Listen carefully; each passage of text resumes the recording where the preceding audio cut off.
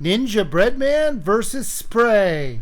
This is it, the final battle between the two worst games that I ever played for the Wii. How fitting is it that this battle video will be coming out just as the Wii U approaches. Now I took suggestions for categories to judge these games on. And just like always, you guys sure do come up with some interesting categories. In fact, I do believe the crazy ones outnumber the regular ones for the first time in these battle videos. If you don't know, I take every suggestion people send me. I put those suggestions in a bowl and I blindly draw them out. So the categories this time are Story, Weirdness, Most Likely to Cause the Apocalypse, Replayability, and somehow I have no idea how it keeps winning these random drawings, Sex Appeal. Now this time I'm going to do things just slightly different. Normally I pick the better of the two games based on the categories, but this time I'm going to pick the worst of the two. Since this is the worst of the worst battle video, it seemed more appropriate. Now just like always, there will be no ties in the categories and there will be a winner. And remember, this is just for fun, so don't take it too seriously. So with that said,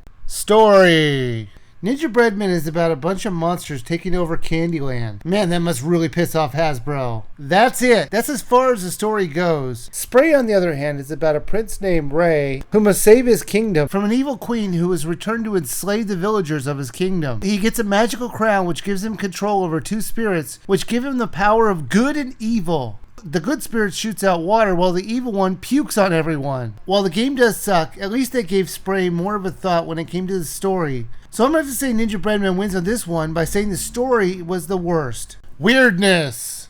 Which one do I find the most weird? Well, this is tough. Ninjabread is visually weird, but in context it makes sense. It is a Candyland, and it does have a candy theme. However, Spray has a main attack which involves puking on everything. I'm going to say Ninjabread is better because at least it makes sense to have the gingerbread man in a Candyland. Who on earth ever thought a game where your character ralphs on enemies would ever sell? So I'm going to have to say that Spray is way weirder. Most likely to cause the apocalypse. I'm going to kind of look at it as which one would anger God more because of its existence. And this one's an easy one. Ninjabread. Not because of its poor gameplay, terrible controls, and bad visuals, but for the fact that the main character is a walking cookie. What kind of abomination is that? Sure, Spray has the main character controlling a good and evil spirit, but he is controlling them. Ninjabread has a pastry running amok in a land full of sugar treats. Replayability. Now I want to remind you guys that I'm picking the worst of the group, so I have to decide which one is less replayable. Spray had a few ugly textured levels and would take a few hours to beat, and I doubt you would want to replay it, but there is stuff to find in there if you really want to replay it. Ninjabread only has a few levels, and there's nothing worth coming back for. Now it does have extra modes like a time attack, but who cares? Who wants to play this visually vomitous game? So I can confidently say Ninjabread wins this one because it is definitely less replayable than Spray.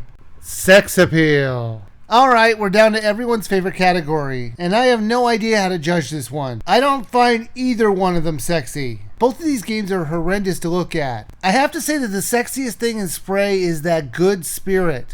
Compare that to Ninjabread and she looks like a supermodel though. So I think Ninjabread had definitely less sex appeal than Spray. So the winner is Ninjabread. Congratulations, Data Designs. You made a game so bad it won out as the worst game I ever reviewed in the 5 years that I've been reviewing Wii games. That's not to say Spray is worth your time, because it's not, as it is the second worst game I ever reviewed for the Wii. But Ninjabread, like I said, is the worst, and you definitely shouldn't play either one of them.